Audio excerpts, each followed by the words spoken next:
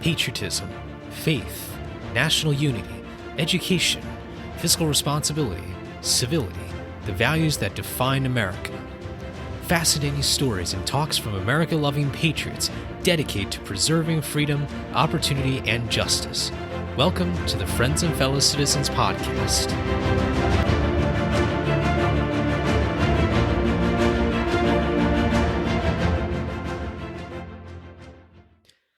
Hello, everyone, and welcome to episode 109 of Friends and Fellow Citizens. I'm your host, Sherman Tylowski. As always, thank you so much for joining me for this week's solo episode, the second episode of this month, and I hope you are enjoying your week so far.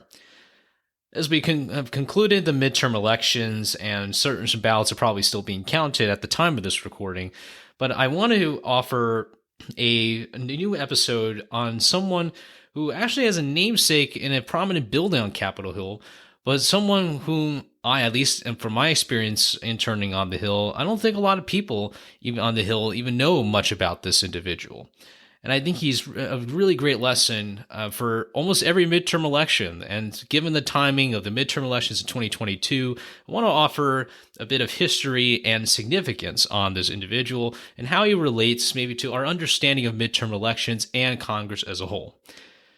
Before we get into it, once again, make sure to subscribe to Friends and Fellow Citizens if you haven't already. You can subscribe to our email list if you want to get notifications right in your inbox. And on the website, we have our merchandise. We have some fantastic made in USA mugs made right here. I mean, this is a fantastic merchandise. It's a great way to support our podcast. So make sure to get yours today. We have free shipping on all of our mugs.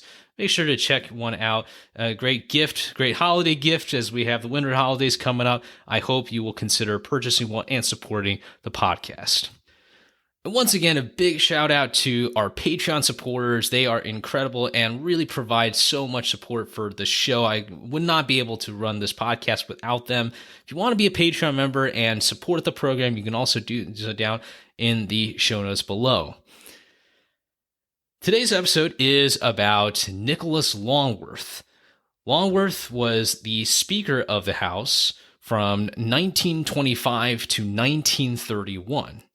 He's also the majority leader of the Republicans who were in control at the time. Before, he was also a congressman from Ohio, representing the 1st District from 1915 to 1931. And before as well, from 1903 to 1913. So he only lost re-election one time, but I guess picked himself up and got himself into a very, very powerful position in politics. Longworth is from a very prominent family, and this family was heavily based in Cincinnati, Ohio. Longworth had a legal career. He began a law practice after being admitted to the Ohio bar in the 1890s. He really wanted to get into politics in part because he had had someone named George Cox, who was a big Republican leader. And Longworth was someone who firmly believed in this idea of foreign affairs and understanding the role of politics, the role of government that it could play to further American interests abroad. I wanted, before getting into some of the things with regard to his speakership, the first is you have to really look back at the election of 1912.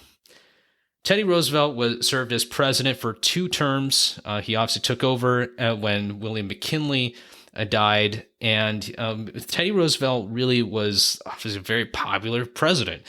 A lot of people supported this new idea of progressive republicanism, this idea that the environment could be a big part of it, the fact that you had to have a strong military and being more involved in foreign affairs.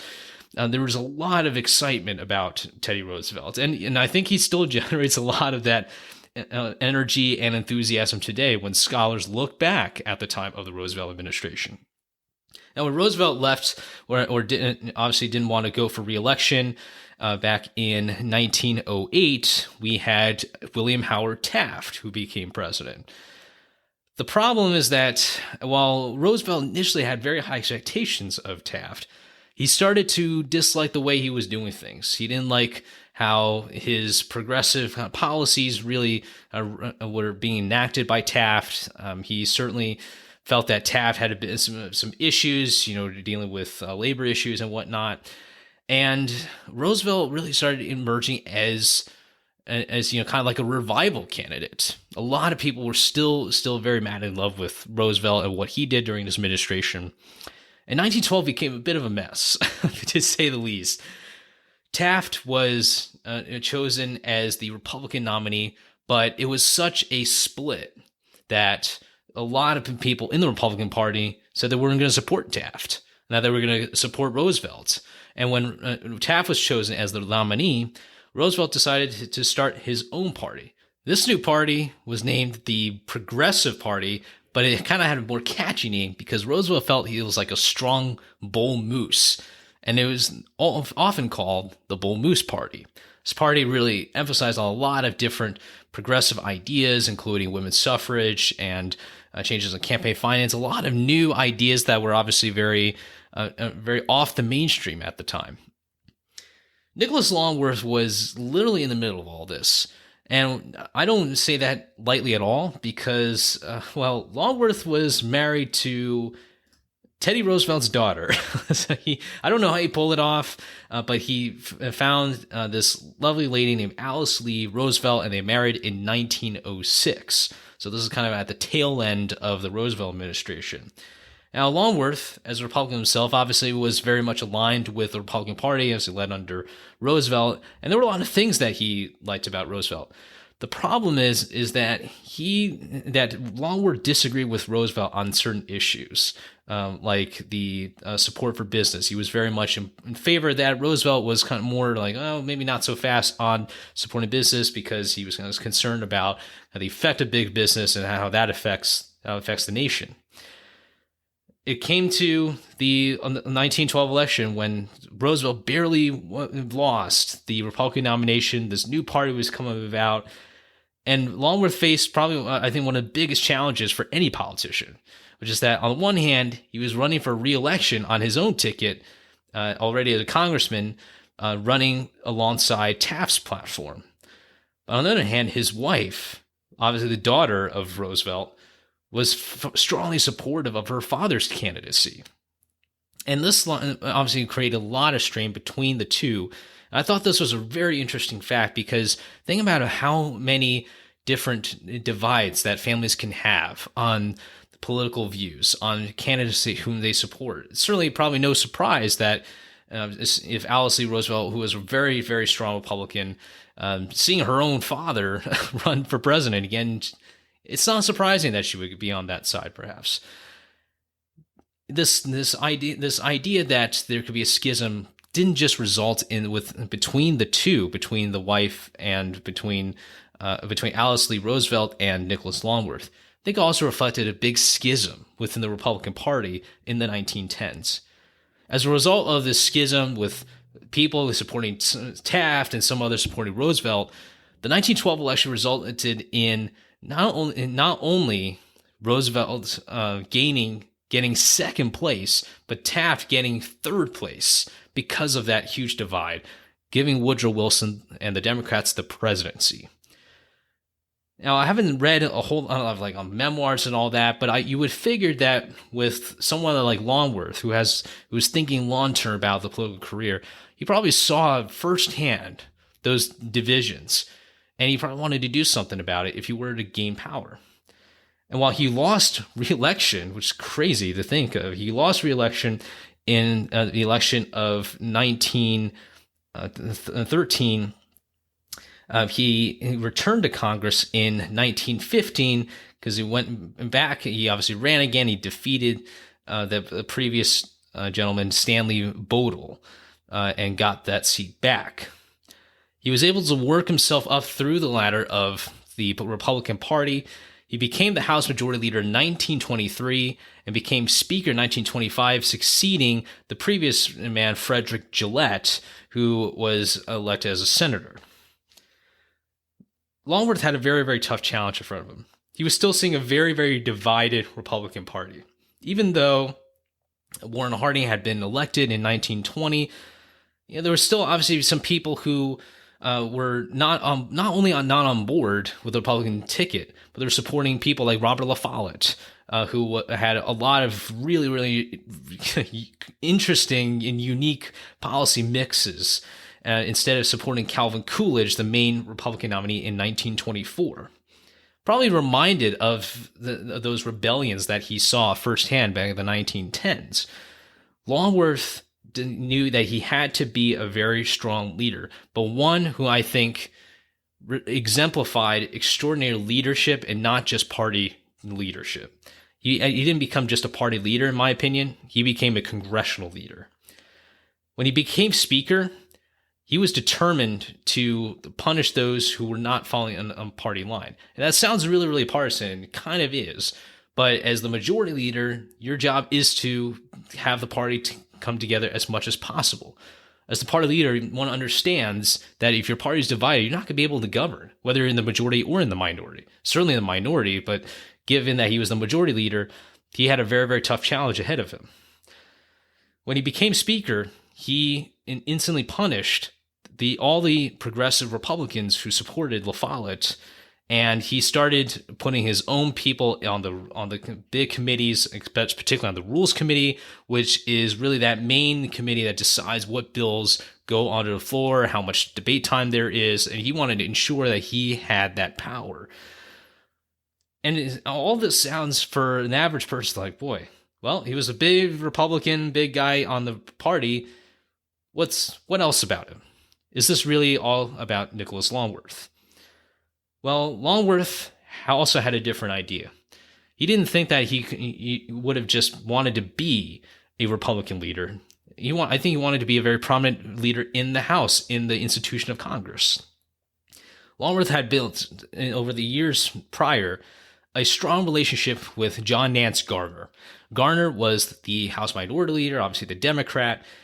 What I found particularly unique is that Longworth, unlike some of his predecessors, reached across the aisle to work with Garner and the Democrats on legislation. And the way they did that wasn't just saying, okay, let's be bipartisan, right? Let's get onto the floor. Let's everyone kind of come together. You're not going to be able to do that when you got a bunch of people who don't even know each other. So you had to figure out a new way. This is when he created the Board of Education. And when someone hears the Board of Education, probably think of just another government agency. Well, this was no government agency. This was even better than a government agency. See, the Board of Education was a small room within the Capitol building where Nicholas Longworth and John Nance Garner would hang out and just spend time getting to know one another and hammering out little details. They even had drinks. I believe that with regards to some of the drinks, Garner was more of a guy who's just drinking from the tap. Longworth loved seltzer water, but they all had that kind of stored in the room there. I believe that also that Longworth even had the opportunity to enjoy some of the cooking by Eddie Garner, Eddie being the wife of John Garner. The two leaders really knew one another very well. They used that time after a busy legislative session to meet in this small room to figure out what those disagreements are, planning ahead for that next legislation. They talked about their own families, their friends, and how they're doing their lives. And this really was just an opportunity to just not only maybe hammer out some really serious things, but to really get away from the frenzy of politics. Just because it was in the 1920s, we think about the Roaring '20s, doesn't mean that there weren't any contentious issues. Obviously, with Longworth as part of the Republican ticket here in terms of Coolidge and then Hoover, certainly Republicans had a bit of an advantage there because of the control they had of Congress. But Longworth probably wanted to think deeper than just being a successful party member. He wanted to really forge a strong relationship. And Garner, I think, felt the same way. And one of the funniest stories is that one time there was this reporter who asked about Garner to say, "Oh, what's been happening with you and Longworth?" And Garner said, "Oh, Republicans have cooked up another nefarious scheme. And I'm going to try and talk Nick out of it and save the people a few of their liberties." you can see that there's a bit of a friendly kind of rivalry there between Garner and Longworth.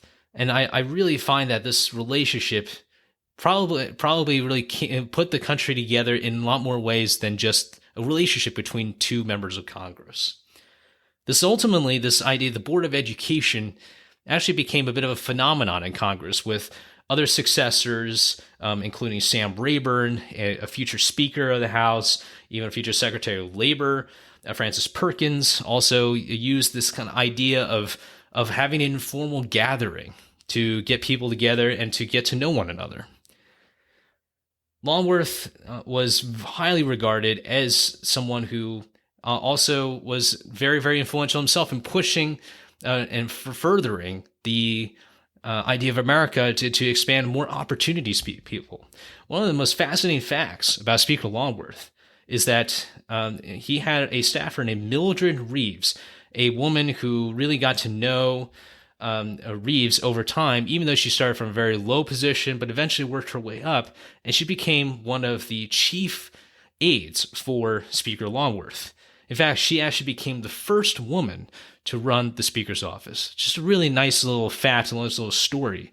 I think it really brings about an image of Longworth as a strong leader, was not afraid to kick out the rebels and to maintain party discipline, but he also knew that in order to be a good leader within the party, you also have to make yourself notable to the other side. It's also certainly something electorally beneficial too. When people perceive a party, say, "Well, we understand you're a party," but when you've got this leader, when you say, "Hey, I really like this leader, Speaker Longworth, working with the Democrats when he could forge a relationship with others," maybe that's what gives confidence to voters for not only voting for a particular party, in this case the Republican Party, but perhaps for voting in a midterm election or in a presidential election. Longworth was Speaker until 1931. He unfortunately passed away unexpectedly from pneumonia on April 9th. He was, again, one of those gentlemen who really understood the importance of building relationships in Congress. And he was known as someone who no doubt had those leadership characteristics. Everyone knew that he was the boss, but he wasn't an authoritarian boss. He was someone who was the leader of a party, and I believe the leader of the House. Truly, not only just the title of the Speaker, but really led like a Speaker of the House. Longworth, I think, is a very, very notable person and someone who I think we can learn more about. He certainly has his own namesake. One of the House office buildings on Capitol Hill is called the Longworth House Office Building, named after him.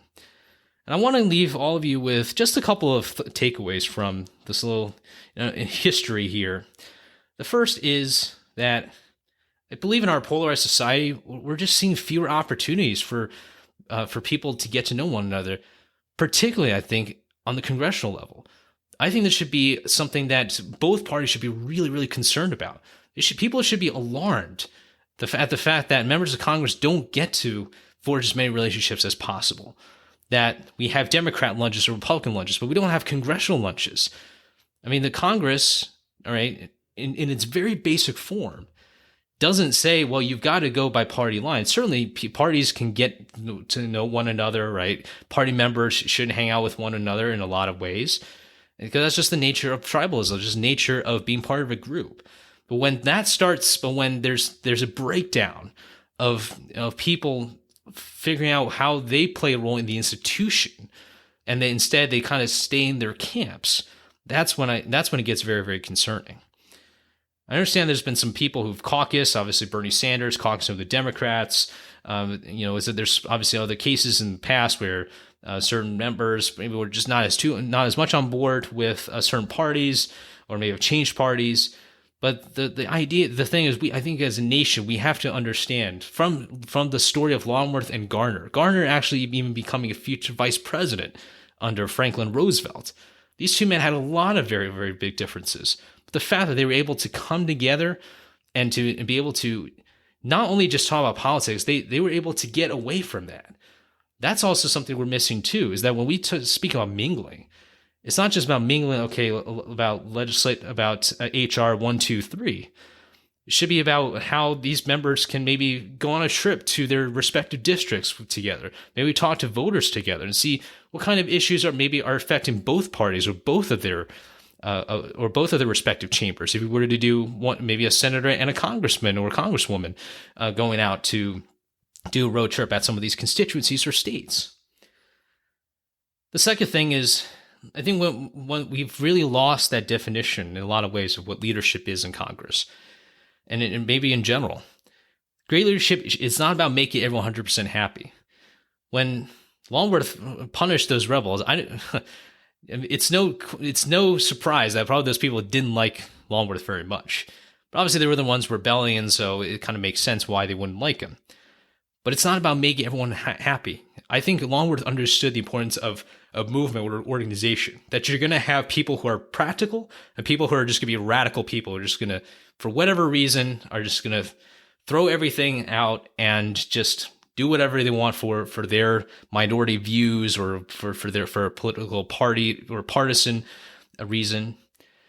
But leadership is about offering that clear direction with discipline, morals, ethics, and vision for an institution. I really admire Longworth as one of the best speakers that we've ever had. I think he could teach us a lot, us generally speaking, and to our members of Congress, about what it's like to be a strong leader in Congress, to be able to still fight for your own values and your own policies, but to do so that one that reflects better than the politics that we are so often seeing nowadays. I know that some people do make the point, I think there's a lot of merit to it, that it's not the most polarized time, that we've certainly had very, very tough times during the Civil War, during the the 1910s, certainly about World War I, not to mention the debates on the role of communism and how to fight it or not to fight it in the 50s and in the 60s, right when the Civil Rights Movement was going on. I get that there are episodes of division and that we can't just see our times as the only time that America has been polarized. But that doesn't mean that we should ignore the successes of our predecessors and how they went about business. Imagine if Longworth and Garner were just at each other and they had Twitter and they had Facebook and they were just going at each other. Would the Roaring Twenties even be a thing?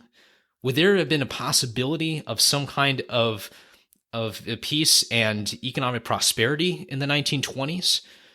Would people have been able to even get a grip on things later on down the line during World War II if it wasn't for the strong relationship between the two party leaders? I hope that when we look at history, just in general, we don't just look at, just obviously not just focusing on how bad everything is. We have to look at the positives for sure.